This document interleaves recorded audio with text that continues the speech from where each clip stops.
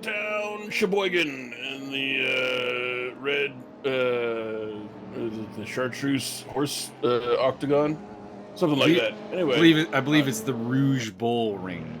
I believe it could be the purple pachyderm pentacle.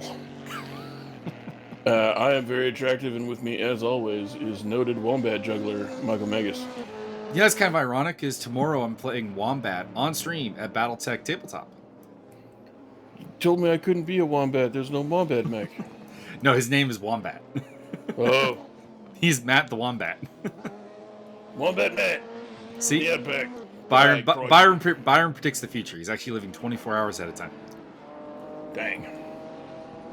We are here at the Red Bull Ring for round 3 of the ESR GT2 Redux series. This will be a 20-minute qualifying race where everyone starts where they qualify, and then a 40-minute main race, which will have the top 15 reversed. And the fact that I think we only have something like 20 cars this time means that that's going to almost be a fully inverted grid, which will be very, very interesting. Possibly very painful. We'll see. Mike Stoppmill currently at the top of the pile, ahead of Brody Steen by 0.4 of a second, even by Stoppmill standards. That is, I mean, that is an ass kicking worthy of. I'm just trying to think of like the best ass kicker in pro wrestling history here for like a half second, but like, that's an Undertaker level WrestleMania ass kicking right there. That's a whole bunch. Sean Kenny in 3rd place, John Spriggs in 4th place, followed by Chris Johnston in the top Cadillac. Andrew D, Martin Edmonds, Richard DeRoche in the P45, John Barker, and Glenn Cabas rounding off the top 10. Bringing up the rear will be Dixon Hurst in the RUF Flying Lizard car. Hopefully we get a good close-up on the Flying Lizard car, because I'm intrigued on what your thoughts on it will be. I mean, if you throw them hard enough, all lizards can fly. You're not wrong. So we're waiting for the grid to form up here. We are focusing on, I think that's Andrew D. I say think because there are 2 cars that look exactly like that. I believe he is the number 1 and Michael Magus is the number 2, though. So that would be, yep, that is Andrew D. I can tell. Well, we should probably track that guy down and do an in-depth interview with Michael Magus all about it. I mean, I'm always down to interview Michael Magus in depth. That might not be good for the perceptions that I might be insane. Well, it's not really up for debate. I'm saying, I'm aware that I'm weird. All right, grid is forming up here. 20 GTR2s here for the 20-minute qualification race. Here we go. Come on, guys. Got 9 seconds left. Get your asses on the grid. Who's still in the pit lane? It's one of the BMWs. All right, here we go. Mike Stoppmill will lead us away here around the Red Bull Ring, and we are go. John Spriggs is the focus of our intention, but Mike Stoppmill in the thrust in the KW Corvette there on the outside. 4 wide into turn 1. This could go badly. John Spriggs kind of got held up on the inside there, and I think we're in more or less order, although Chris Johnson powering his way up into 4th place there in the big Cadillac. That is an ugly, ugly car, and there isn't a way to convince me that it isn't. It just kind of looks generic to me. Looks like a car. Andrew D back to 7th place there in the Corvette. We got some crayon vomit. Indeed, that is John Barker. 1 Barker, all vomity and crayon. Stoppmill still leads from Brody Steen and Sean Kinney, followed by Chris Johnston. 4 different manufacturers in the top 4. That's nice. We are on board with the Australian sensation, Brody Steen. Good to have Brody back on the grid. Trying to keep Mike Stoppmill honest. It's been tough. Mike dominated at Bathurst, was absent at Suzuka, and let some other people have some shine. And now, well, he's got the Red Bull Ring to try to tackle. Are you saying that Stoffmill is inherently dishonest? No, not at all. Because, I mean, he is a foreigner and therefore shifty. I mean, most of the grid is foreigners. Indeed, look at them all shift. They're shifting all the time. John Spriggs and Martin Edmonds fighting over 5th place there. In the background is the P45 of Richard DeRoche. That is the red car. And then it is Andrew D, John Barker, Glenn Cabas, your top 10. Serge Hendricks is way off the back of the grid, so we might have lost Serge.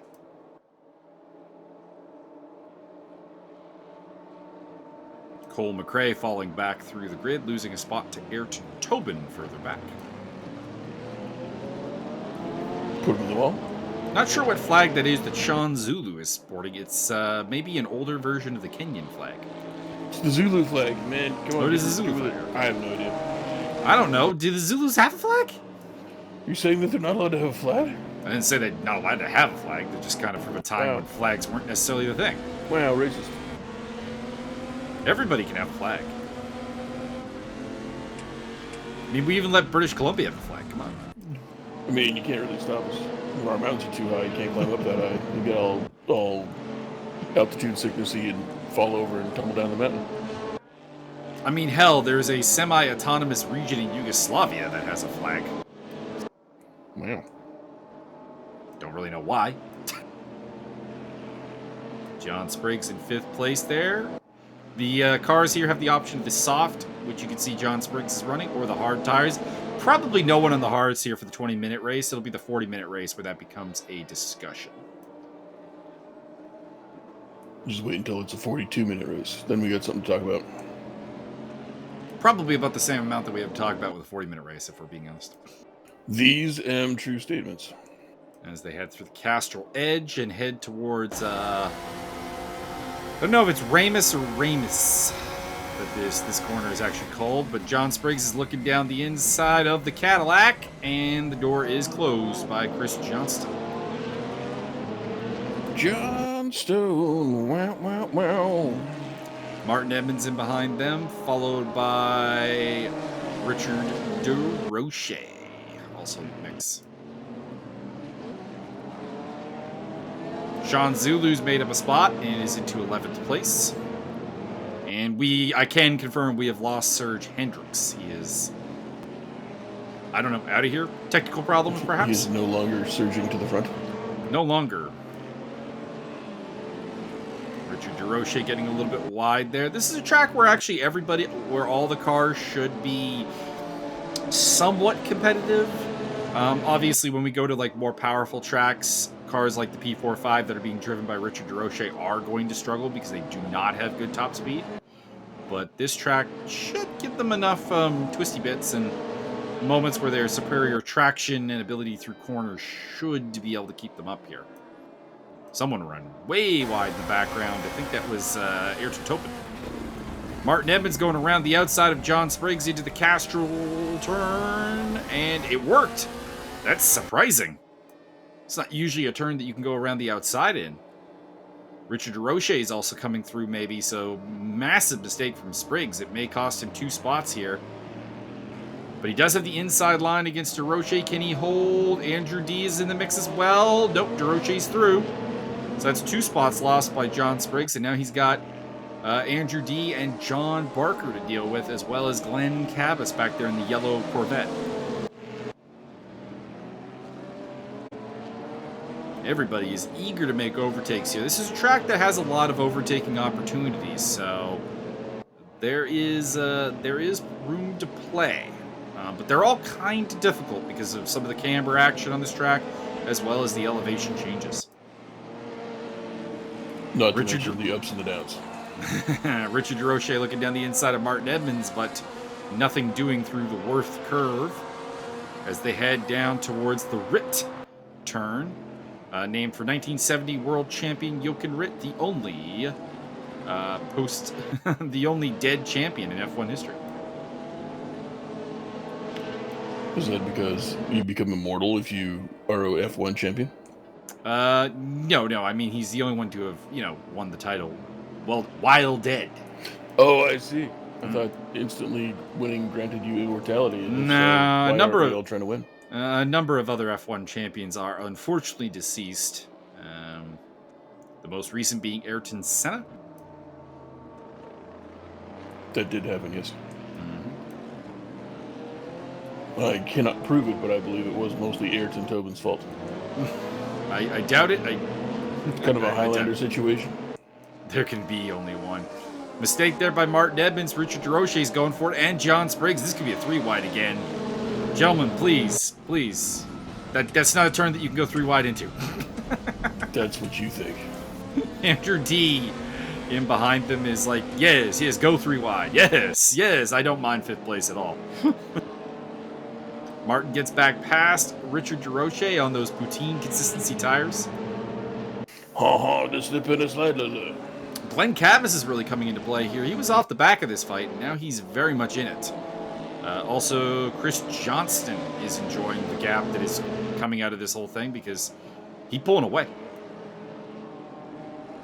Correct. Oh, a little bit of contact, a little nudging between Andrew D and John Spriggs, but nothing really comes of it. As we head through to another lap here, approaching the halfway point of this race. It has been action-packed and promises to be pretty action-packed the rest of the way, although Mike Stockville is quite a ways ahead.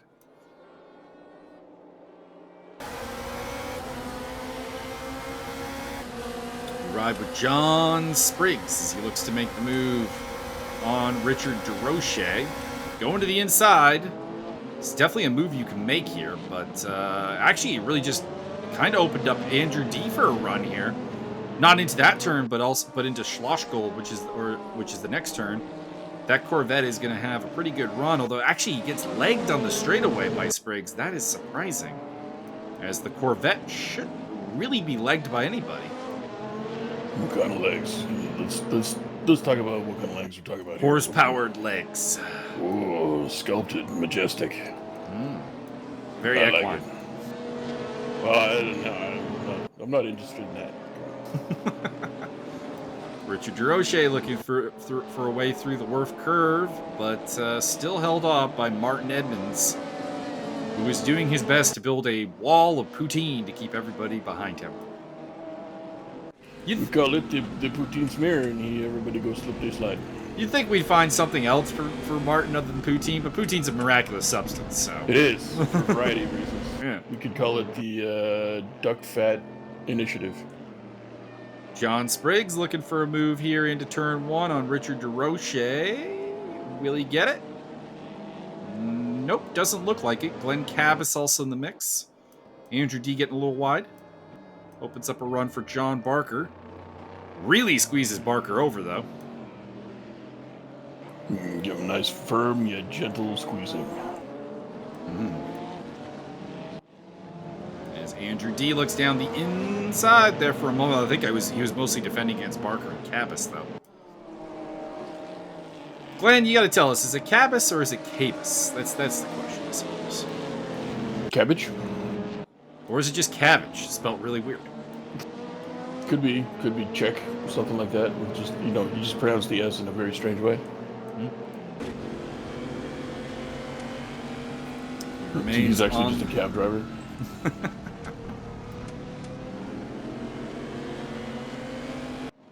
Could be Cabby. Cabis. The cabeza. That's a good pronunciation. Sounds just rolls off the tongue. You should go with that, Glenn. Indeed. Just tell everybody from now on it's pronounced cabeza, and then it's just Sean. Well, on my keyboard won't let me put the accent on there. Sean Zulu battling with Ayrton. Pardon me, Federico Vaz. What am I on? That's a terrible commentary job by me right there. Completely Federico's Vanger? Completely hacked that apart. No Vanger today. This makes me vangery. Vanger's had problems remaining connected to our servers in recent times, unfortunately. Sounds like you need to improve your server. Or maybe the Greek people need to improve their internet. I don't know which. Probably more that one.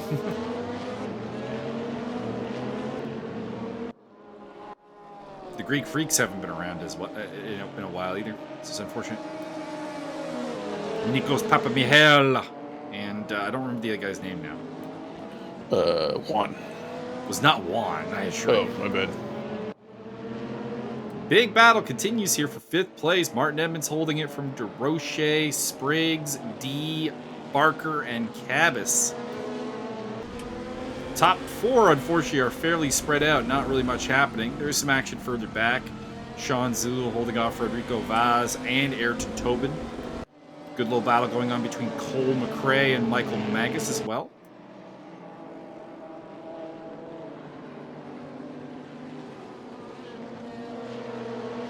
Andrew D. Nice.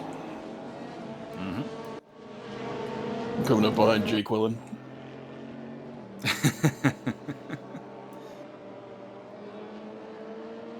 The former Moly Boldy, John Spriggs. Timothy. How about that Aaron Rodgers? He's pretty good at the foosball. He is. They did a whole MVP Gridiron Heights episode with him and Tom Brady, Josh Allen, Russell Wilson.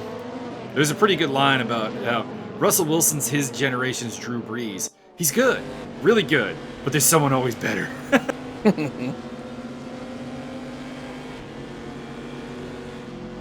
Jeez, if anybody wants to see the guy who owns the most records in NFL quarterback history, it's Drew Brees. Just go look it up.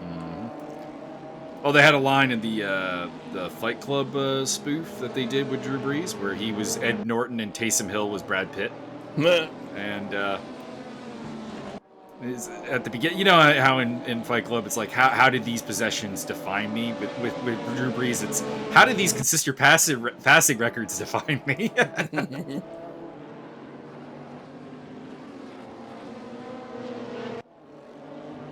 It's actually one of their better spoofs, I must say. They use Drew Brees in a lot of the spoofs, actually. They got a spoof of 7 that has Drew Brees in it, as well as the 1914 movie. 1914? Mm-hmm. That must be at least 100 years old. Mm-hmm. 106 years old. At least.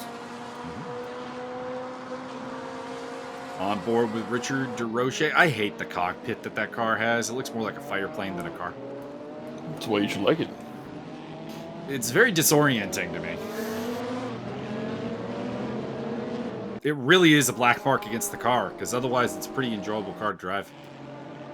Although, as I stated earlier, its lack of horsepower does mean that it's going to run into a serious competitive wall on some tracks. But not here today. Well, I mean, I say this and then Richard's doing really well, but the only other P45 in the grid is Cole McRae, and he's in last place, so balances out to be not terribly great. Cole McRae, how dare you, sir? How dare you?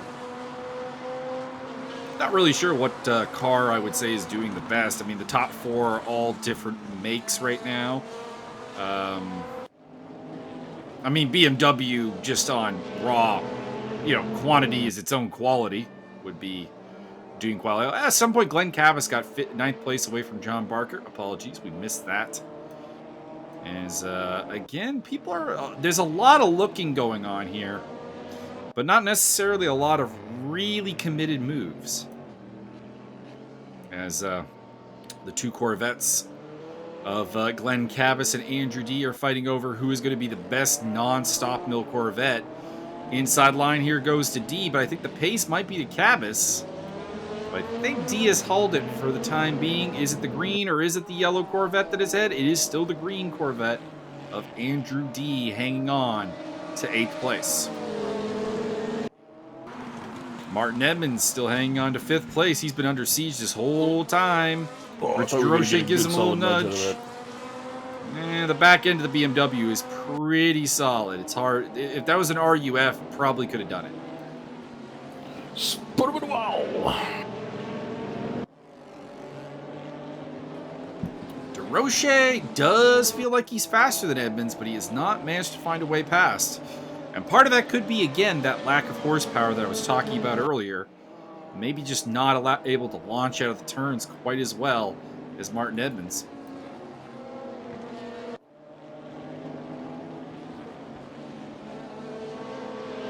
Right you are, Ken? Right I am. Kenny. Richard DeRoche still in 6th place. This battle for 5th still continues to be the big thing, really. They're coming up to, I believe that is Chris Ginor in the Cadillac, because I don't think that's Johnston's Cadillac that I saw ahead. Maybe it was. Just looked like it had some damage on it, which seems like a very un-Chris Johnston thing to do. Maybe it's not damaged, just maybe the way the car looks. Richard DeRoche looking for a way past. Really, everyone looking for a way past. This is the type of train forming up where, honestly, any of these guys could take 5th place, and it would not be the most shocking thing in the world. DeRoche down the inside, little banging of doors. I think Martin still has it, though. Yes, he does. But you got to ask yourself, Martin is, of course, a legend of destroying his tires. He doesn't even use them anymore. How much integrity does that rubber still have? He just goes with like really, really big steel rims and wears them down throughout the course of the race now. So he's going with like the alien-style APC car with the all-metal wheels. Just give him, you know what we should do is just give him a train simulator, and then he'd be fine. Ish. Well, he is feeling the pressure right now. He is in the absolute attack seat with Richard DeRoche and John Spriggs for company, and not too far back it is Oh, Andrew D is gone! Where's Andrew D? Oh, he's down to 10th place. He's way off. He's been deleted. Judging by his post-race commentary, I think he may have gotten a punt. Punt. He's back to 10th place now. That is disappointing. Disappointing! And that means that he's probably going to finish there because we got this lap and then one more to go, I believe. By the way, Stop Mill Watch 8 seconds out ahead. Honestly, you've kind of figured more off of the 0.7 gap he had in qualifying, to be honest. He hasn't pulled it away quite as badly. Sean Kenny on pace for his first podium in the series. So, a chest thump there.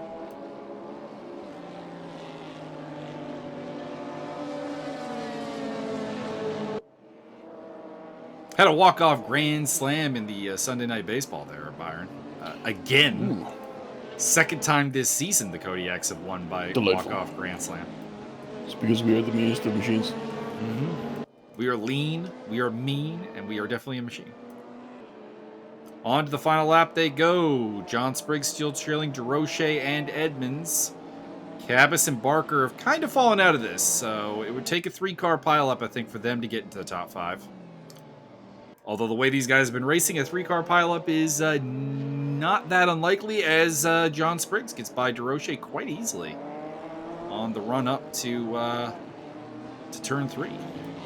Not really sure what happened there. Badgers. Just like maybe Richard got a snap of oversteer, and Spriggs was able to capitalize.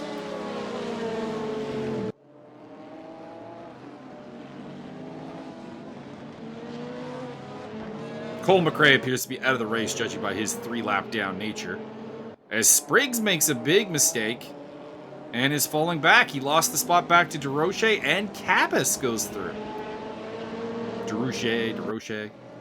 Can't remember. He once told me how to say it. I'm blanking on it. Pomegranates. Definitely wasn't that. I feel very confident in saying that was not it.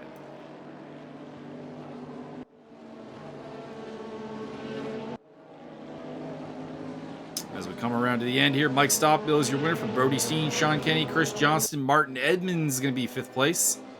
Richard DeRoche in 6th, Glenn Cabas in 7th. 8th for John Spriggs. 9th for John Barker. 10th is going to go to Andrew D. Michael Magus trying to get that spot away from Scott Nick here at the end. But looks like Nick's going to hold it over the line, and it's going to be Mike Magus starting from pole in race number 2. There's the Flying Lizard car. Caw-caw! Yeah, it's alright. Looks like a Red Bull car that somebody took and apparently didn't put a Red Bull logo on it. I mean, Red Bull always has blue on the car, so quite. An alt livery could be. I could see though. Chris Genmore had a good race actually. Kept up. I must say, Chris has been very off the pace, but he's been trying real hard. And today definitely saw a lot of improvement. He only ended up about 4.5 seconds off of Dixon Hurst, who's a fairly respectable driver. We did lose Cole McRae and Serge Hendricks during the race. And we will move on to race number 2. Mike Magus, Scott Nick on the front row. I don't think that's a combination we've ever seen before on the front I'm afraid row. you're not going to get past. There's not going to be enough room because of his girth.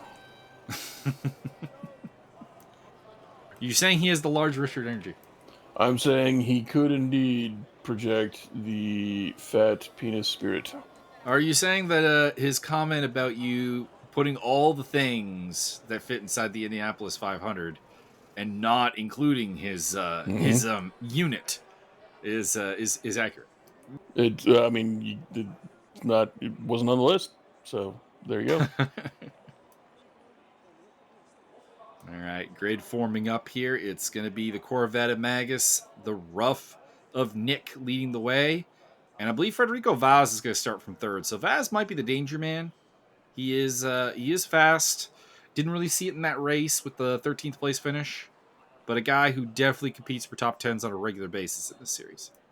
So could be interesting to see what he does. Sean Zulu and Ayrton Tobin and Sean Zulu rounding off the top 5. Here we go.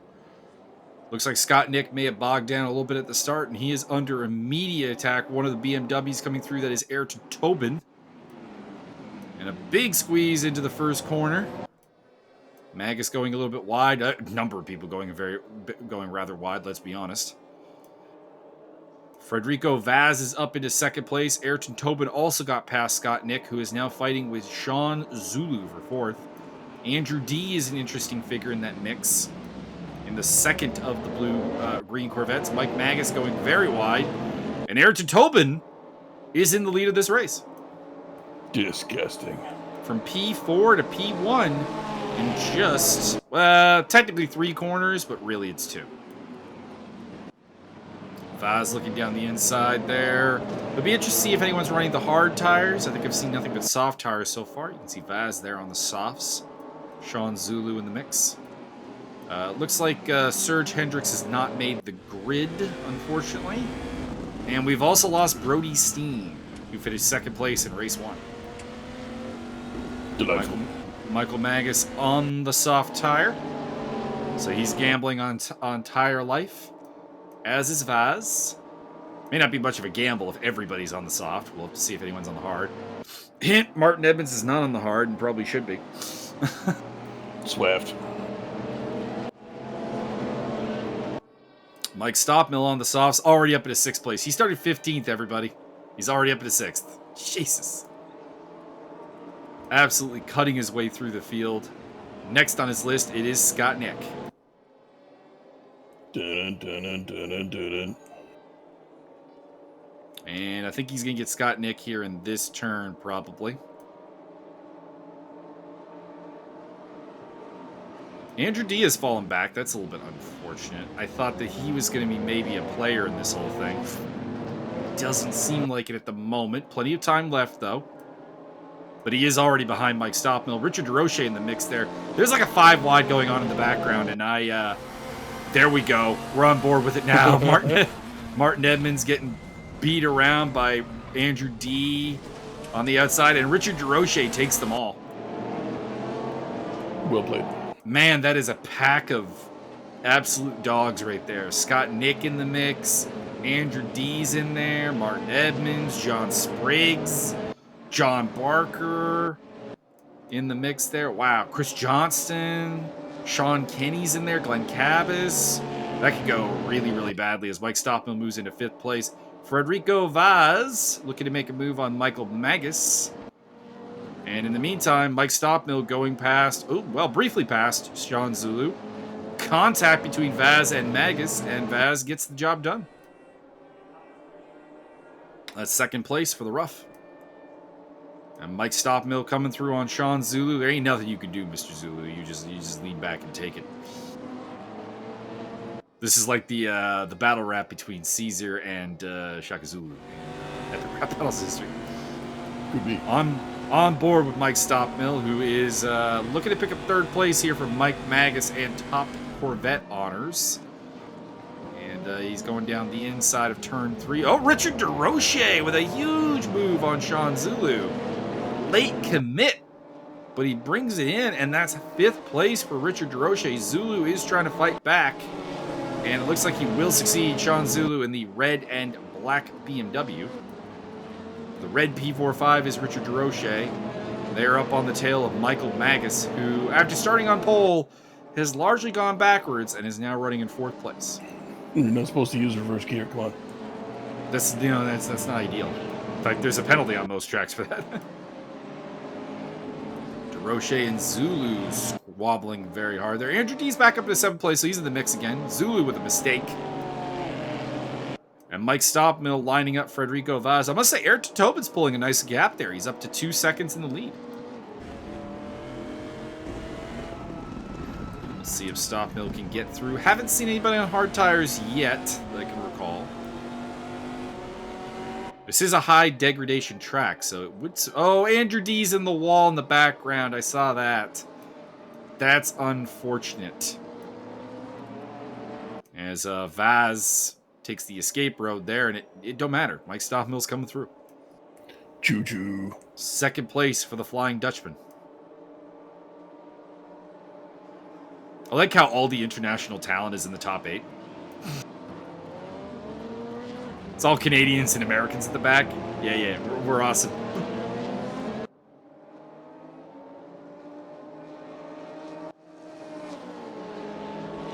Richard DeRoche looking to get past Sean Zulu again. Nothing doing at the moment. He's got Spriggs and Barker up behind him now. And DeRoche looking down the inside again. Nothing doing.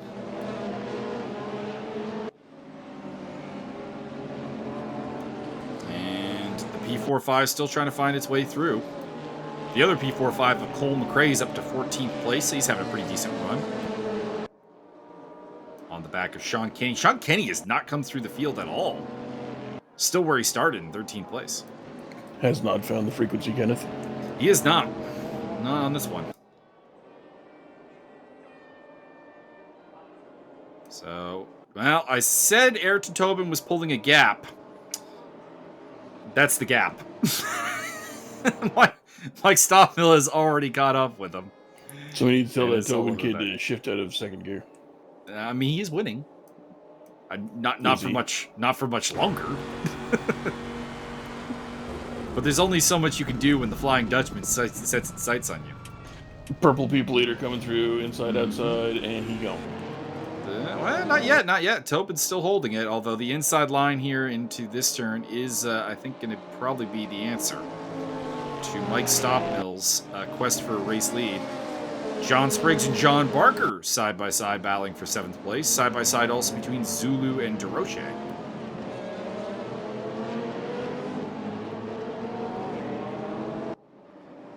A lot of action going on here. Not a tremendous number of overtakes, and yes, the lead is Stockmill's. So it is Mike Stockmill from Ayrton Tobin, Federico Vaz, Michael Magus, Richard DeRoche, Sean Zulu, John Barker, John Spriggs, Chris Johnston, and Martin Edmonds, your top 10.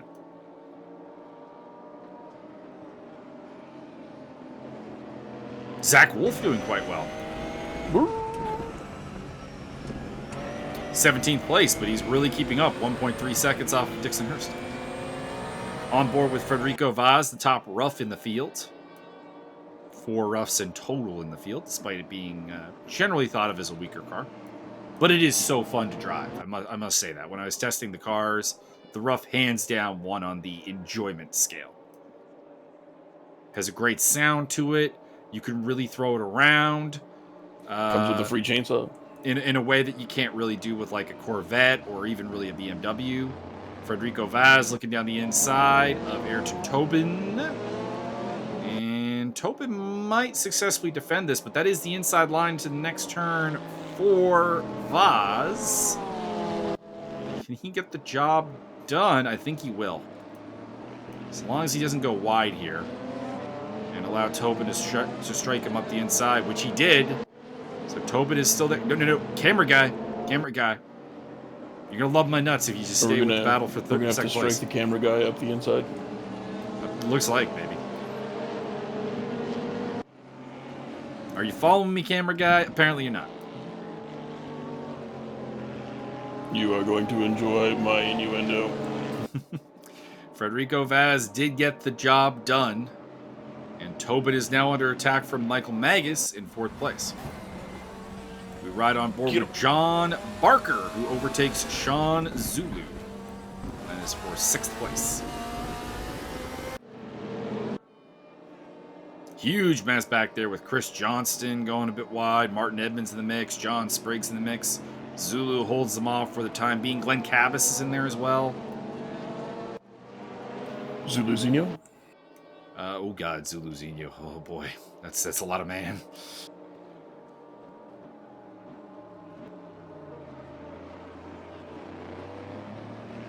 I always love how that ends up on like Fedor's highlight reel all the time. I'm like, it's Zuluzinho. Come on.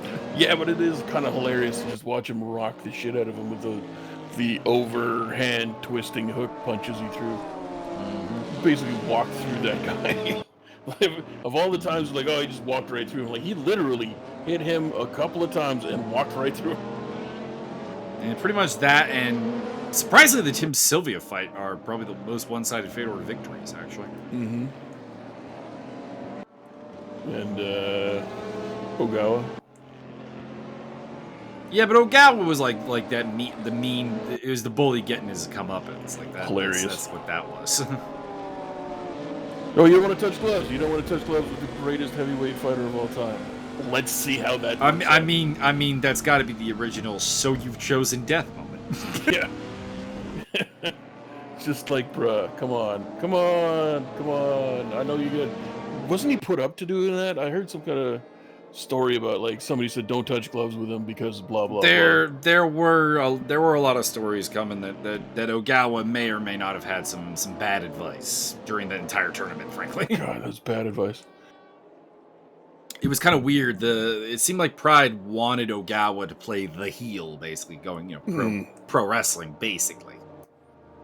Yeah, see how that works out for you. I mean, he went out of his way to embarrass Ogawa in that fight too. Oh yeah. As Martin Edmonds down the inside of John Spriggs, but actually the man who might profit, go back to that camera guy, god damn it. John Spriggs came in there late and may have gotten them both. It looks like he didn't, but I'm still disappointed we had the camera cut away there. Sean Zulu now gets barged out of the way by Spriggs. Oh no, that was Edmonds, and that is Spriggs there. So many white BMWs, just too many. Wow, racist. Next thing you're going to say is all white BMWs look alike. No, I mean, this is perhaps the big problem with GT2s, is that all the Cadillacs have a very similar livery, most of the BMWs have a very similar livery, and then most of the Corvettes have a very similar livery. So it's, if you get a field that's thick with them, there just isn't a lot of variety. And the BMW is, well, you see one on your screen there. If you focus in on Ayrton Tobin, the 3rd place car, that's what almost all of them look like.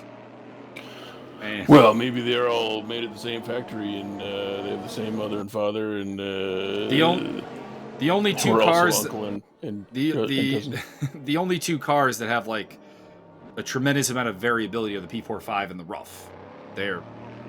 Each of their liveries is more or less unique.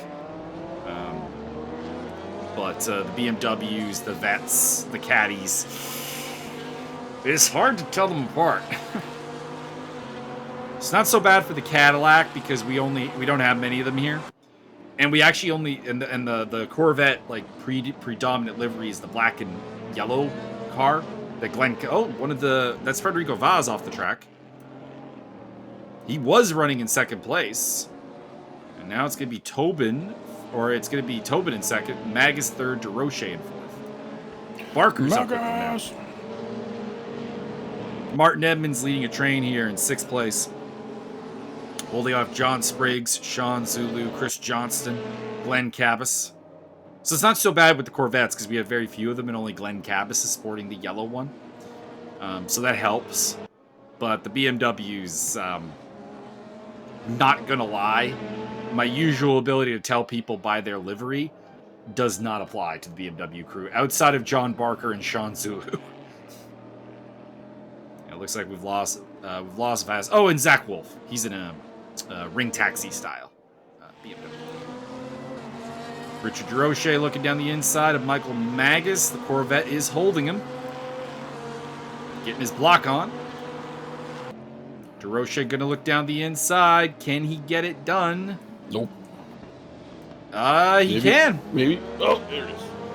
Richard DeRoche up into 3rd place, and that is a podium position for the P45. I think we should really encourage the person in the green car there to put him in the wall. I would never do such a thing to Big Rick. Because then you get a cigar in the eye? I mean, yeah. Big Rick's terrifying.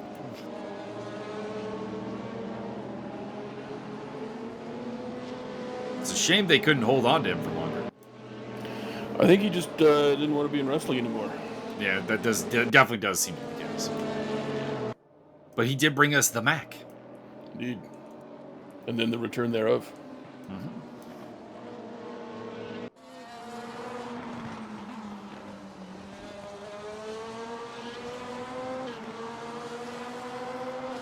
One of the many characters to be killed off in Lucha Underground. Correct. Although death is not the end in Lucha Underground, let's be real. Death is only the beginning. Michael Magus going down the inside of Richard DeRoche. Hard contact. That's really just helping John Barker out because I think he's going to overtake Magus for 4th place or 3rd place. Not if you put him in the wall. I would never do such a thing to John Barker. Well, I mean, maybe you should. He's my fellow hardworking admin. Just keep everybody honest. Come on. John Spriggs on the tail of Martin Edmonds. Still can't find a way past, though. Edmonds is hanging on, although they are losing the top 5 very quickly as a result. Sean Zulu has fallen back to 10th place, leaving spots to Johnston and Cabas.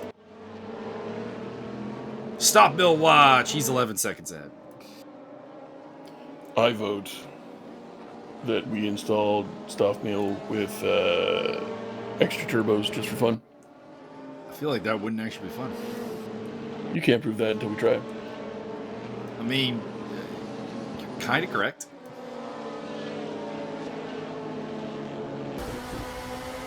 Got to talk about Scott Nick here for a second. Started on the front row, back to 13th place, so he's had a fairly miserable outing. As John Spriggs continues to look for a way past Martin Edmonds. They've actually got a little bit of cushion back to Chris Johnston, so it's not too bad. They still do have Michael Magus and John Barker in their sights. And they will hunt you down like a beast.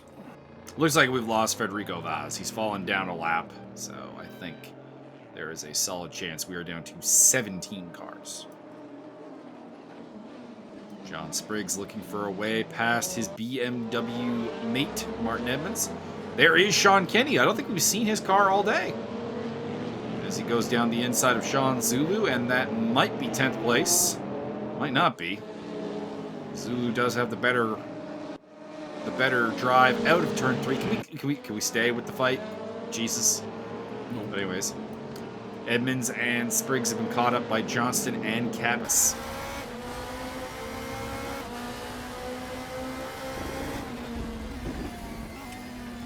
John Spriggs looking for a way past. Not happening yet.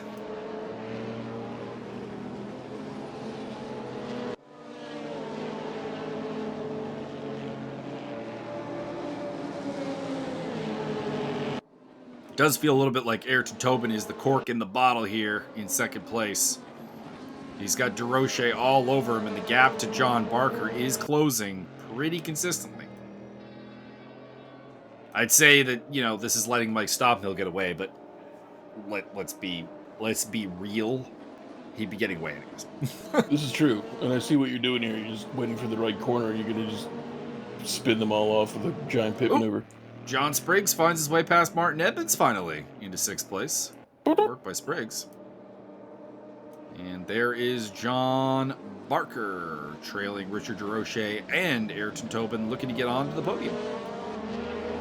John Barker has a tendency to get pretty solid results around the Red Bull Ring. It seems like it's a track that does definitely speak to him. I remember him having a number of good results in the ESR GT4 battles of the multi-class series, as well as the Enduro.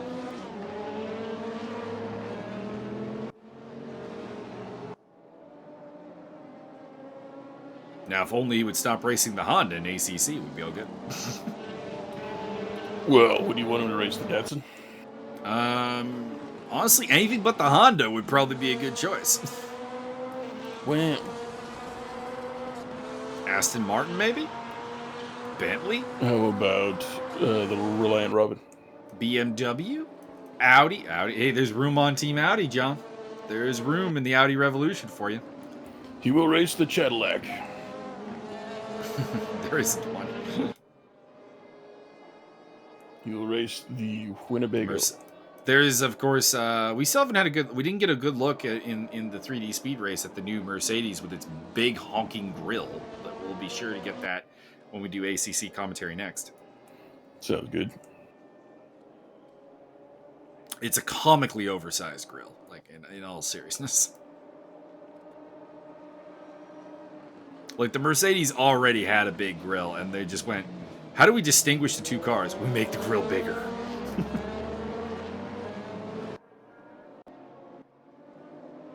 Magus does not appear to be able to stay with this battle for the podium. He has drifted back 1.7 seconds. Deploy the tractor beam. I'm going to keep an eye on the gap to Spriggs to see if that's becoming a problem. Actually, I didn't realize Mike Stockmill is pitted and is back into 14th place. Byron, over under 5 laps till he takes the lead again? 5 sounds about right. All right, so Byron's got the money on 5 laps. I honestly don't remember, so this will be interesting. Lap 14, Stockmill in 14th place. We'll see what he can do. There's not a lot of big gaps, because to be honest, outside of the gap between Scott Nick and Sean Zulu, everyone's pretty close together. He's already picked off Cole McRae, as I'm saying this.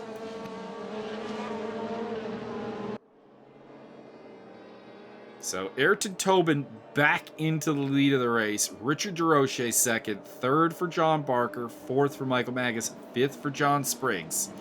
Spriggs is starting to sprint away from Martin Edmonds, so Martin Edmonds has gone from being Spriggs' biggest pain in the ass to Spriggs' biggest weapon, keeping everybody else behind him in a Martin train for 6th place. He's got Chris Johnson and Glenn Cavis, Sean Kinney all over the back of him. Richard DeRoche gets a little bit touchy with Ayrton Tobin. And John Barker once again closes up. Mike Magus has closed the gap down to 1.5. Spriggs is closing down the gap to everybody, so he is the danger man.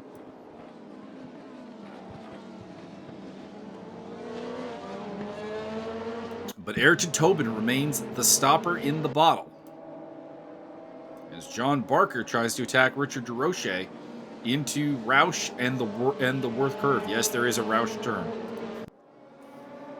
Well, give me a bit of a head rush. It doesn't have a bunch of numbers after it, though. Lost opportunity. Richard DeRoche looking. Can he get through? They head into Rit, and then it'll be into the Red Bull Mobile corner to finish the lap. Tobin hangs on. Ayrton Tobin doggedly defending here against Richard DeRoche and John Barker. Magus is coming closer. Spriggs is coming closer even faster as they head into the first corner. And stop mill update. He's overtaken Sean Zulu. Next on his list is Scott Nick. Barker again looking. Barker's got to be loving these two almost hitting each other every corner.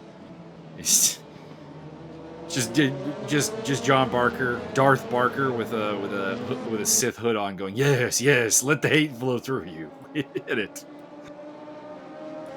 Can he also use force lightning out of the headlights? That'd be interesting.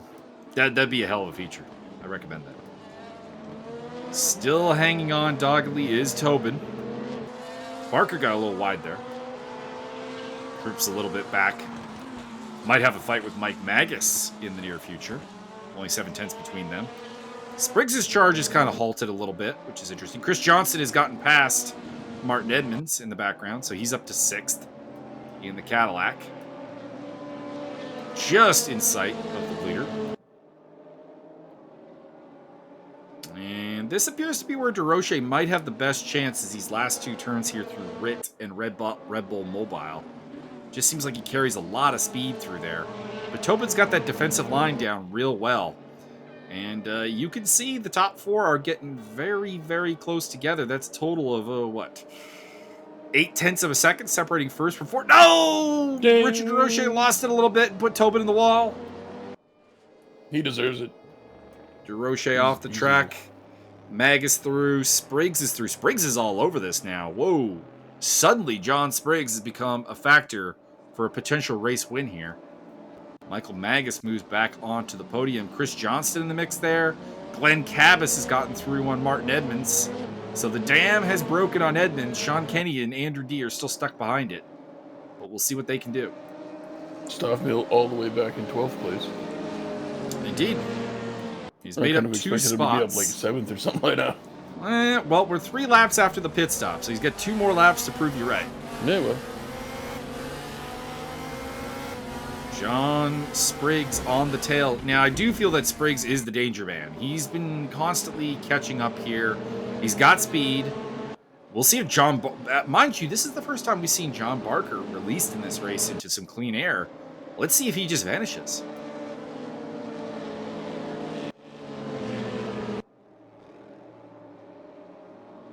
Still haven't seen anybody on hard tires. So no one made that gamble. Magus is up on Tobin again.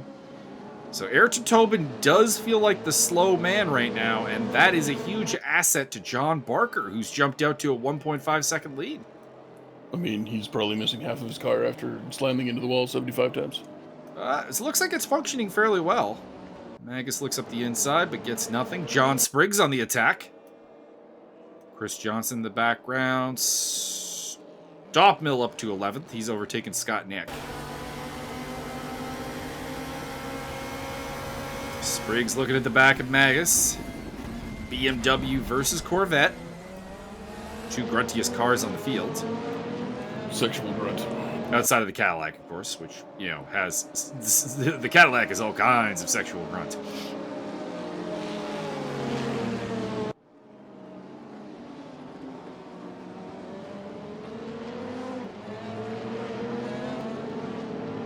Barker's lead...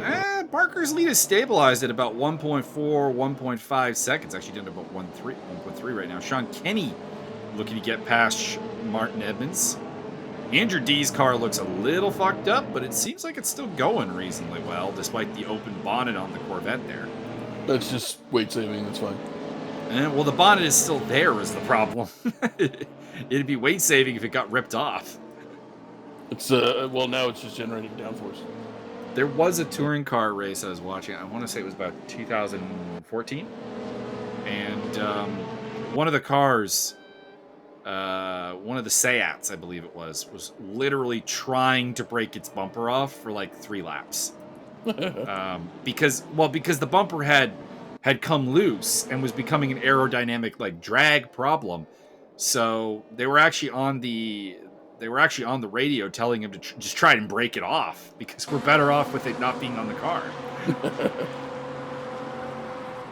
Took him like 3 laps, but it finally broke off as Richard DeRoche sails up the inside of Spriggs and into 4th place. That's his favorite spot, I think, that turn 3 overtake. He did it on Magus earlier, and now he get bagged Spriggs. He is through. Chris Johnston is in the mix. Glenn Cabas is there. Edmonds and Kenny are here. So the top 9 have less than a second between all of them, with the exception of race leader John Barker, who's 1.2 up ahead. As that is Chris Gnor in the Cadillac getting out of the way as he falls down a lap. He's running in 18th place. Doing a very good job of letting a huge train of cars through. Hopefully that's getting picked up by the mic. Given the Sounds chest like you're having chest pains. I know what I kind of am because I'm smacking my fist against my chest. But that's the closest thing I can give you to clapping with the push to talk being on. Just slap yourself in the face very gently, rapid fire style. How's that? Not bad. There we go. What was better, the chest thump or the light slap on the face? Well, the chest thump just sounds weird. It doesn't sound like what you imply it to mean. Okay. We'll go with the light slap on the cheek. Also, it's kind of funny that I could talk you into doing that. I mean, I have a very high tolerance for pain, and I mean, it didn't hurt, so why not? There you go. I'm willing to take mild discomfort for the sake of the broadcast. The chest up thing sounds a little like you're some really ill-timed male posturing type nonsense. No, I totally get you. I totally get you on that. Andrew D has fallen back to 13th place. I'm not sure what happened there. Might have just panicked that Mike Stoppmill was catching him. Sniper fire. Sniper fire? I don't know. Stoppmill doesn't need sniper fire. I didn't say it was his fault. I'm just saying probably. He's up to 10th, by the way. Richard DeRoche looking to get past Mike Magus, looking for that 3rd place. Magus would love to hang on to that podium. Almost had one at Suzuka last round. And the chances here once again for I don't remember the team name now of that car. I think it's PML Racing. I don't remember. Piecemeal Racing. I assume PML stands for 3 guys who own the team. I'm assuming. Peterson Miller Lighter Racing. I don't know. Tends to be what it is when you get like an initials team. It tends to be like just, we got 3 owners. DeRoche gets it again into turn 3. That's the 3rd time that we've seen. That is his spot. Glenn Cabas is putting on a lot of pressure against Chris Johnston as well. Sean Kenny is finally through on Martin Edmonds just in time for Mike Stoppmill to come roaring through.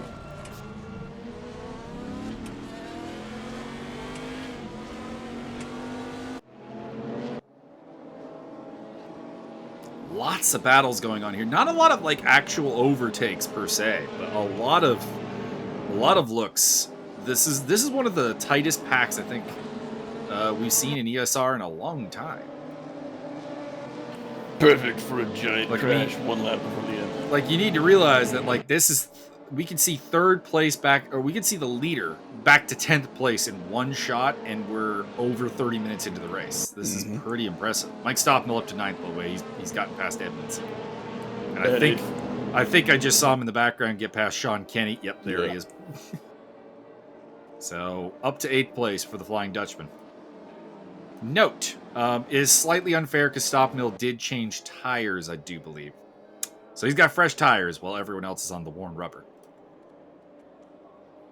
Which actually, to be honest, makes me wonder why it's taken him this long to get into the top 10, to be honest. Glenn Cabas looking down the inside of Chris Johnston, looking for 6th place. And he pulls the Richard DeRoche special and has the spot for now. See that right there? That's more or less what every other Corvette outside of the one that me and Andrew D and Stoppmill are driving. They all look like just like variations of that black, yellow, and slight silver highlights.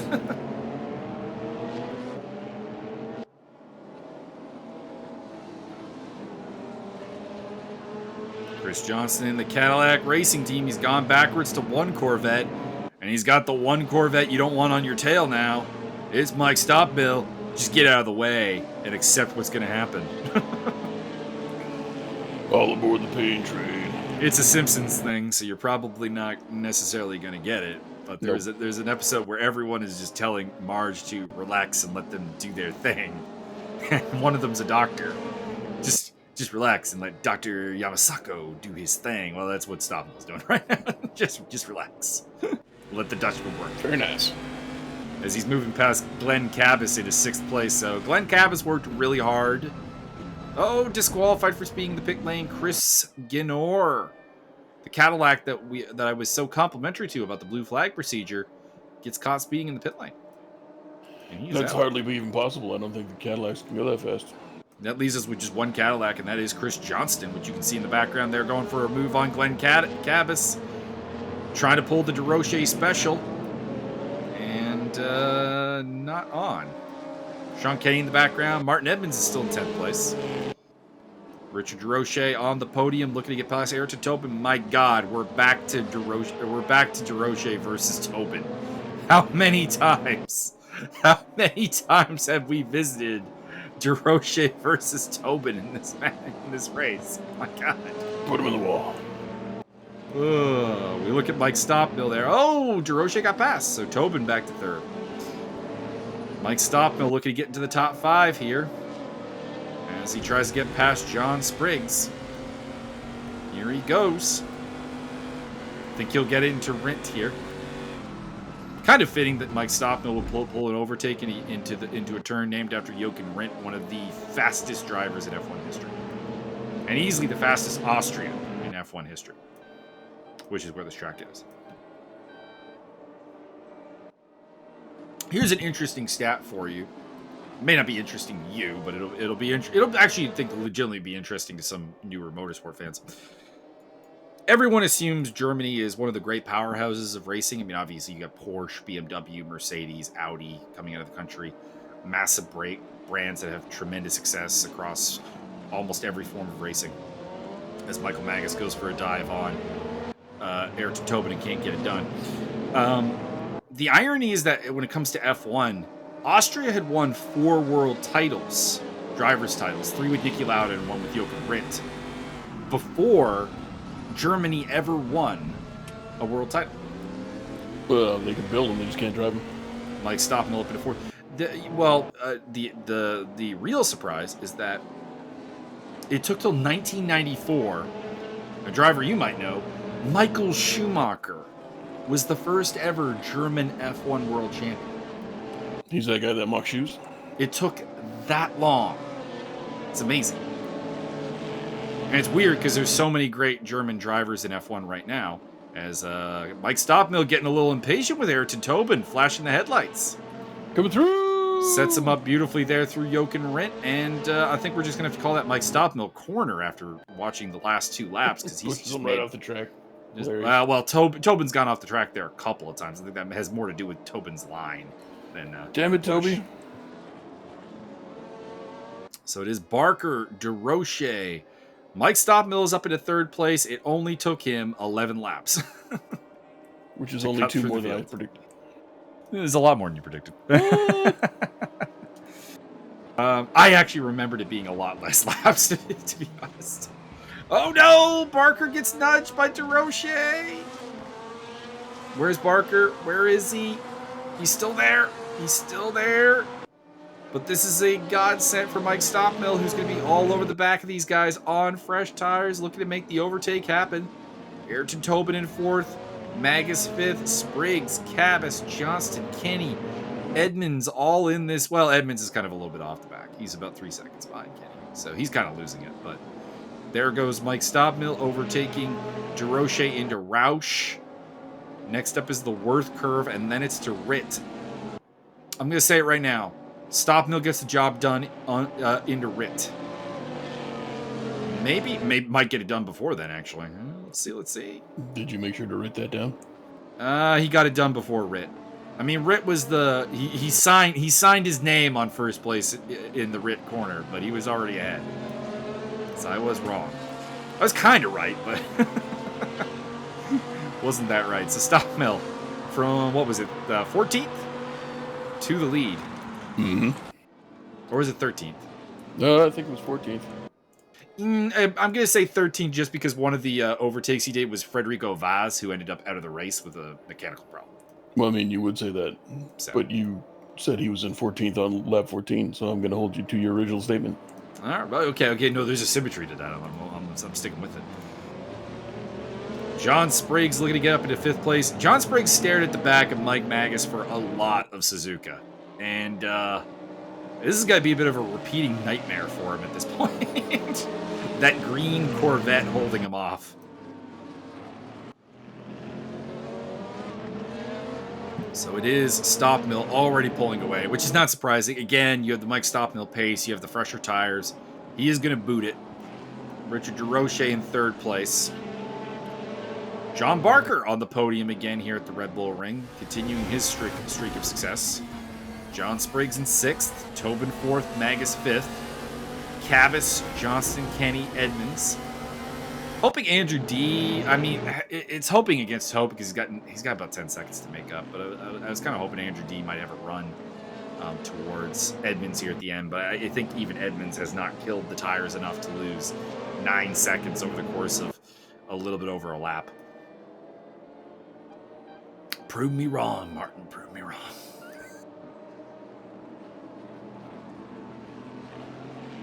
So there's Corvette, BMW, P45, BMW, Corvette, BMW, Corvette. So I think Corvette probably has the best of this. 1st, 5th, and 7th. But there are 3 BMWs in the top 6. 2nd, 4th, and 6th. Might actually really come down to if Spriggs can get this spot off of Magus. And if Cabas can maybe make a play. Cadillac in 8th. Ruff in 9th. 10th place for BMW. Corvette, Ruff, BMW, Ruff, BMW. And I think we've lost Cole McRae at some point from the race in the other P45. Glenn Cabas looking for a way down the inside. Nothing coming yet. Magus still soldiering on, holding on to 5th place.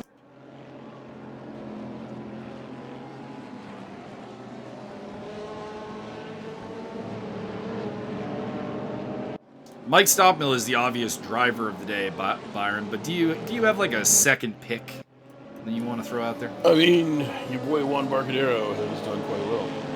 I would have to agree. He had a very good race 1 as well. And a 2nd place here in race 2 is a nice cherry on top. Oh, boy. Hello. Spriggs having, I'm assuming, internet problems. Oh, that's going to let Cabas through. And that is going to be a Corvette up into 6th place. Mike Stockmill is your winner. John Barker in 2nd place. Richard DeRoche on the podium. Ayrton Tobin. Shout out to Ayrton Tobin. He'd be my 3rd pick for driver of the day. 4th place. 5th for Mike Magus. Cabas, Spriggs, Johnson, Kenny. This is a battle between Sean Zulu and Scott Nick. Scott Nick has to get my thumbs down. He started 2nd. He's going to end up in 12th. So That's harsh. it's not a great run. It's not a great run. But he does hold off Sean Zulu. Dixon Hurst coming home in 14th place. Last of the lead lap, I think. As that is Zach Wolf behind him, who is a lap down.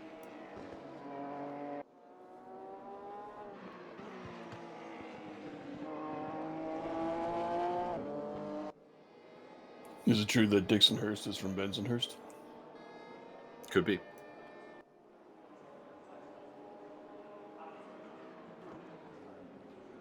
There are your final results. We lost Brody Steen, Cole McRae, Federico Vaz. Serge Hendricks didn't even finish the first race. Chris Ganor with the DQ. And Mike Stockmill, your doubleheader winner here at the Red Bull Ring.